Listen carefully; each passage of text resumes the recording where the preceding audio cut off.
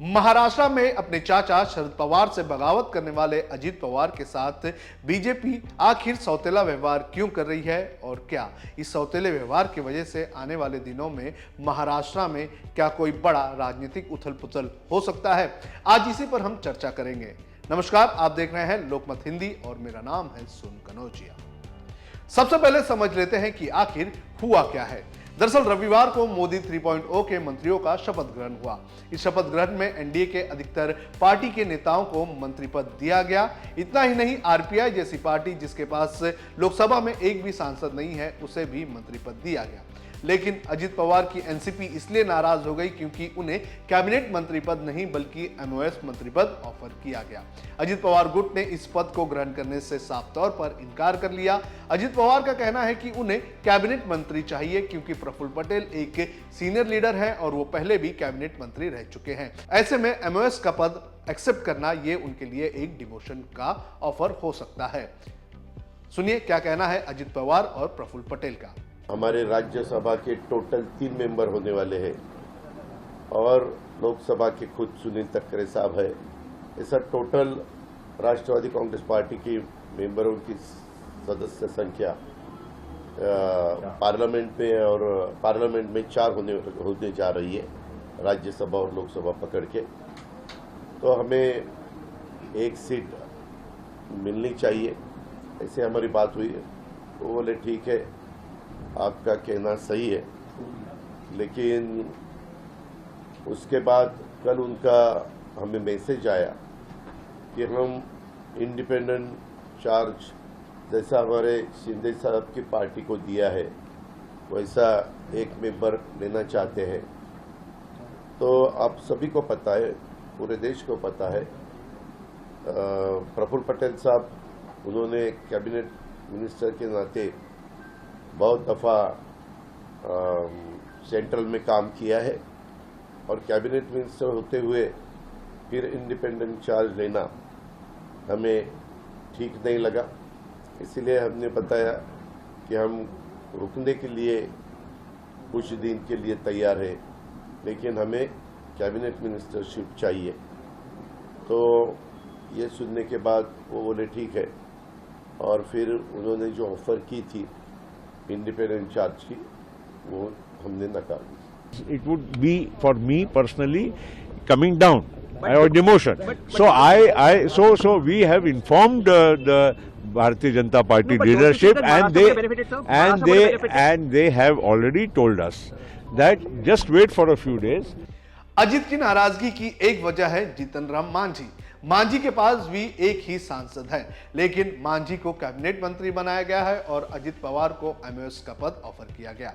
अजित पवार गुट बीजेपी के इस रवैये से नाराज है। एनसीपी में इसको लेकर, इस तरह के भेदभाव को लेकर आवाजें भी उठने लगी है। अब बात करते हैं अजित पवार के अगले कदम की। अब उनके पास क्या क्या ऑप्शन हो सकते हैं। जानकारों की माने तो अजित पवार चारों खाने चित हो चुके हैं। अब उनके पास ना तो जनाधार है और ना ही विधायकों का पावर।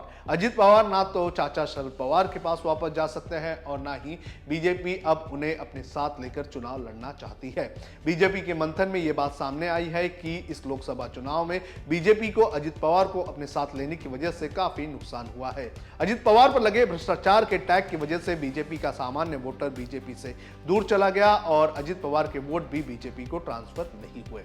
क्या अजित पवार के करीबी उनका साथ छोड़ेंगे? चुनाव के इन नतीजों के बाद और बीजेपी की तरफ से अपेक्षित इज्जत नहीं मिलने के बाद अब अजित पवार के करीबी नेता उनसे दूर जाने की तैयारी में हैं। जानकारी के अनुसार लोकसभा चुनाव में मिली इस हार के बाद अब अजित पवार गुट के लगभग 12 विधायक शरद पवार के घर की घंटी बजा रहे हैं, तो वहीं 12 से ज्यादा विधायक बीजेपी के संपर्क में हैं, ऐसी जानकारी आ रही है। इतना ही नहीं, जानकारों की माने तो आने वाले दिनों में अगर प्रफुल्ल पटेल, छगन भुजबल और सुनील तटकरे जैसे नेता बीजेपी में शामिल होते हैं तो इसमें कोई भी आश्चर्य वाली बात नहीं होनी चाहिए। कहा जा रहा है कि ये तीनों नेता बीजेपी के संपर्क में हैं और बात करें सुनील तटकरे की तो वो तो बीजेपी के वोटों पर ही जीत कर आए हुए हैं। क्या अकेले चुनाव लड़ने का विकल्प अजित पवार के पास है? राजनीतिक विशेषज्ञों की अगर माने तो अब अजित पवार के पास एक ही रास्ता बचा हुआ है कि वो आने वाले विधानसभा चुनाव में अकेले अपने दम पर चुनाव लड़े।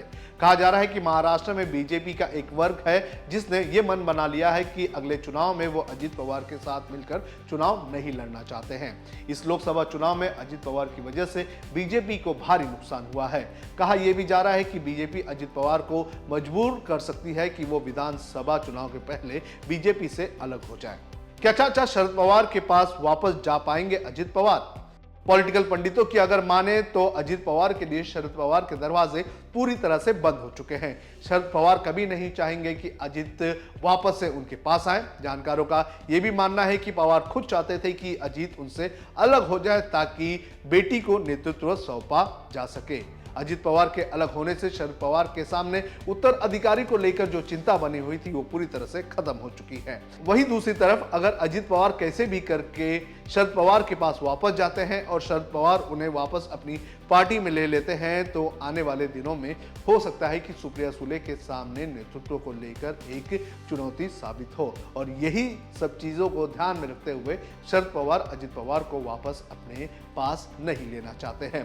तो जिस तरह से पिछले 2 दिनों में जो कुछ हुआ है उसके बाद ये कहा जा रहा है कि आने वाले दिनों में अजित पवार का भविष्य क्या होगा, इसको लेकर कई सारे सवाल खड़े हो चुके हैं। कई राजनीतिक पंडितों का ये कहना है कि अजित पवार का शरद पवार से अलग होने का फैसला अपने पैर पर कुल्हाड़ी मारने जैसा है। आपको क्या लगता है कि आने वाले दिनों में महाराष्ट्र की राजनीति में क्या होगा? अजित पवार का अगला कदम क्या हो सकता है? अजित पवार का भविष्य महाराष्ट्र की राजनीति में क्या होगा? आप कमेंट करके हमें जरूर बताएं।